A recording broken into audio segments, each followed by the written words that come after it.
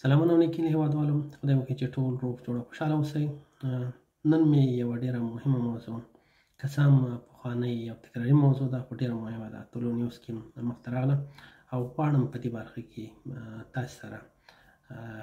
خپل یو لنډ نظر شریک کړم. لکه څنګه چې تاسو پوهېږئ، د افغانستان اوسني حکومت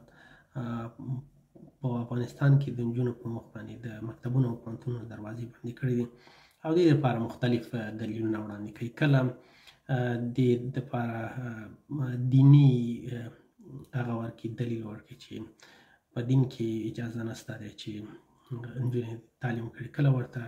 فرهنګي او کلتوري هغه ورکړي، بڼه ورکړي، او کله دا هم وایي چې په دغه طرح باندې کار روان دی او چې کله بشپړه شي بیا به د نجونو په مخ باندې د مکتبونو او پوهنتونونو دروازې خلاص شي. لکه څرنګه دا اوس هم ما خیال دی په دې لنډو ورځو کې یو جاپانۍ رسنۍ سره دا یادونه کړې، هلته دین او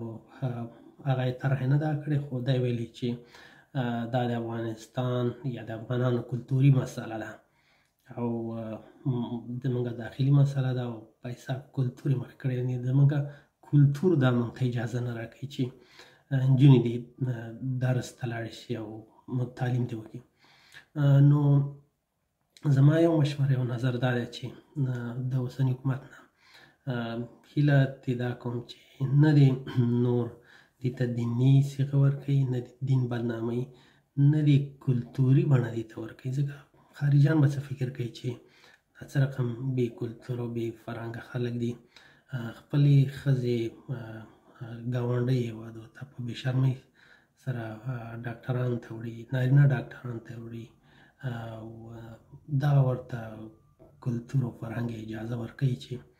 ښځې تداوي نارینه وکړي، مګر دغه ورته اجازه نه ورکوي چې په خپلو خویندو او لوڼو باندې تعلیمونه وکړي. او نه دې دا وایي چې په دې کار باندې یا په دې طرحه باندې کار روان دی، ځکه چې دا هم ستاسې په تنبلتوب، بې کفایتۍ او ناپوهۍ باندې دلالت کوي. ځکه په یوه کار باندې چې داسې نه دی چې لومړی شی دی چې تاسې اختراع کوئ، داسې شی دی چې مخکې نه افغانستان کې و، ټولو هېوادو کې شته او تاسې په دغې طرحه باندې یا دې وړوکي کار باندې 4 کاله کار کوئ او تاسې نشئ سرته رسولی. دا خپله ستاسې په تنبلتوب او په ناپوهۍ باندې بیا دلالت کوي. زما په نظر ښه به دا وي چې ښکاره په تېره بیا نړیوالو ته دا وویل شي چې په حکومت کې څو کسان دي چې دوی دغې د نجونو د تعلیم مخالف دي. کله مو چې د دوی هغه خوښه ترلاسه کړه، نو ډېر ژر به د نجونو په مخ د مکتبونو دروازې خلاص شي. په دې سره به مو یو د خپل کلتور او خپل ځان او دین مو نه وي بدنام کړی او د بلې خوا څخه به مو رښتیا هم ویلي نړیوالو ته. نو خدای وکړي چې په دغه ویډیو باندې یا زما په دې نظر باندې څوک زما څخه خفه شوي نه وي او تر بیا مو په لوی او بخښونکي خدای سپارم. د الله په امان، ښې چارې.